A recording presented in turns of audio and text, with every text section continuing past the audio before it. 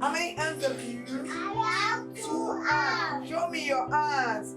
These are my hands. Really affected, but we thank God we were able to scale through. But at the beginning, it was smooth. But you can imagine we spent 6 months at home that we did not open school, so it really affected. But we thank God we were able to scale through. My name is Tolulope Animashaun.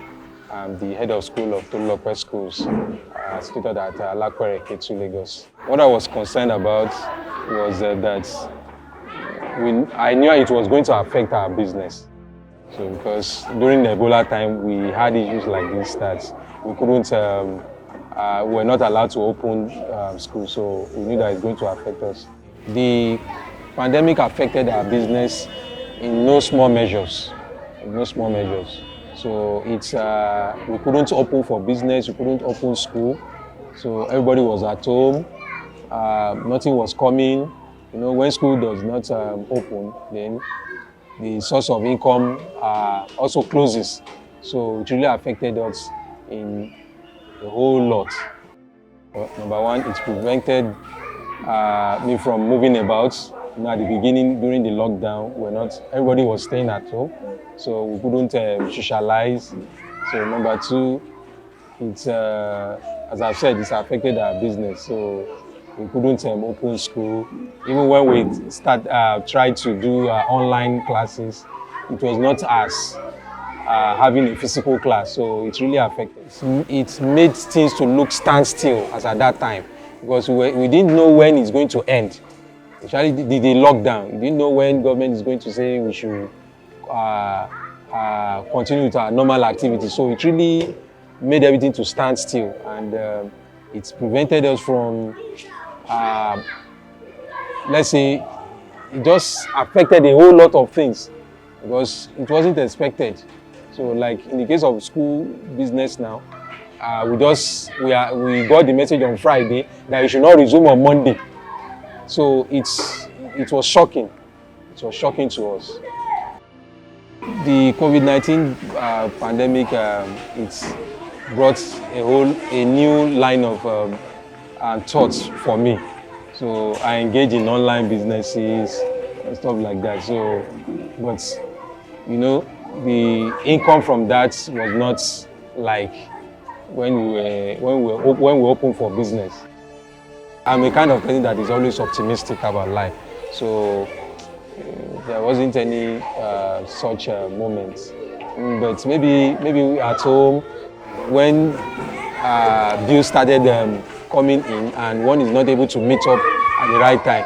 For example, there was a time during COVID-19 we had issue of NEPA bills, and the PHCN officials, they were not understanding, so they had to disconnect our electricity supply. So it was frustrating at that time. It was frustrating. I'm a kind of person that is always on social media, so I was just browsing through and I came across it and I just put in for it. We're hearing a lot that government is giving people grant and stuff like that. So I felt, well, let me give this a try. So I just gave it a try and it turned out very, very well. It wasn't challenging at all. It wasn't challenging. I was able to feel everything was online. It was online. Then maybe during verification, that was the only time I had contact with the government officials that day. I was very happy, very, very happy, because this is the first time I could get something from the government. So I was very happy. And it gave me some hope in government that at least one is able to benefit something from this present government. Yes. We were able to use the money to solve our salary problems. So immediately after COVID-19, we had issues of salaries, payment of salaries. So, but when we got the grants, it goes a long way to solve the issue of salaries. So we used part of the money to pay salaries. We were able to put some things, put in place some new furnitures in the school. So that was how we were able to spend the money. We paid part of it, we used it for salaries, and we used the remaining, the other half to pay for, we used to put in place some furnitures in the school. We got our teachers some chairs, some tables, and also we did put some chairs and tables too. The grants reduce some financial stress. You know, when you are happy that you're able to meet some things, it also affects you holistically, generally. So it really, it was a positive moment for us. Yes. We are hoping for the best.